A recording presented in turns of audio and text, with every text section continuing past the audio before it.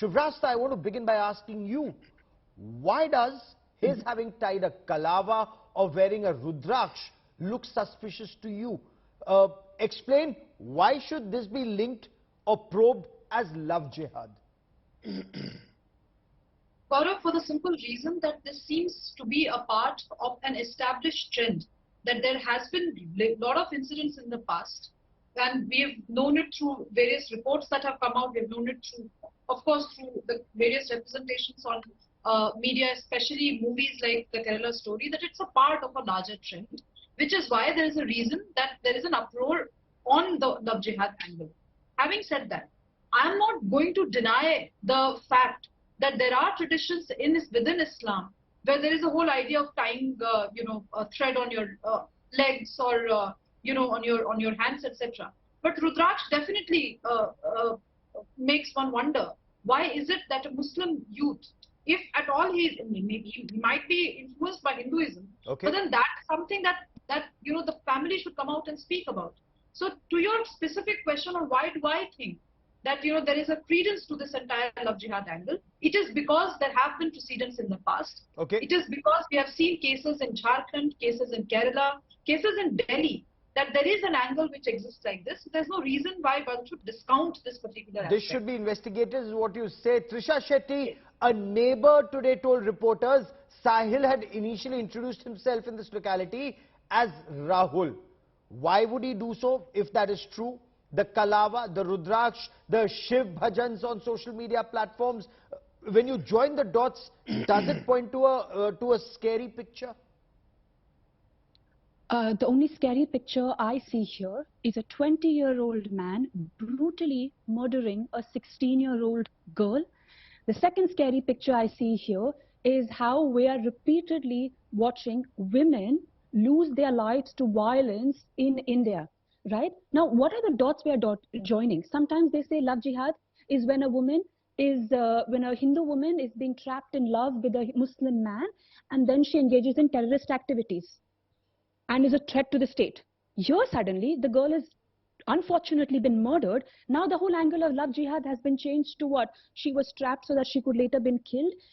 You're joining some obscure dots to further divide us on the grounds of religion. Can we just talk about real numbers for a second, Gaurav? Just 1 minute, okay? Go, sure. Nirbhaya Fund has since 2016 to 2013 has had 4,480 crores allocated to it to be dispersed. Okay, I was in your debate yesterday when a BJP representative was very proudly speaking about it. I'm happy that she did.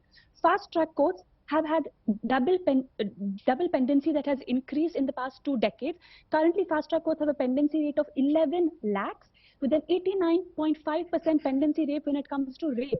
Do you know how much budget has been allocated for the creation of Central Victim Compensation Fund? Out of 4,400 that has been spent, 200 crores has been allocated. A mere sum of 200 crores. When was the last time it was allocated? In 2015. Do you know how much budget has been allocated for the procurement of forensic kits? 7 crores. What kind of numbers is this? Do you know how much budget has been allocated for the training of police officers? Let's take this step 3 by crores step. and 4 crores. Okay, Shubhrastha wants to respond, but I want to bring in Dr. Vikram Singh also into this conversation. Sir, this conversation about love jihad, given your experience, you've been a police officer for over 4 decades. Does this crime fall in the category of what is being called love jihad? Does it need to be probed as such, or is this just another crime and love jihad is a political angle that's being added? Gauravji, not necessarily. Any murder will have to be probed incisively, and very deep investigation would be required to understand the wiring of the mind of the assailant and the killer. In this case, this boy Sahil took pains to conceal and camouflage his faith by wearing kalava. Okay, condone that the kalava can be worn by the Muslims because they are murids of certain dargahs. But the Rudraksh mala is absolutely an anachronism. Then the Shiv Bhajans on his social media posts also are incongruous.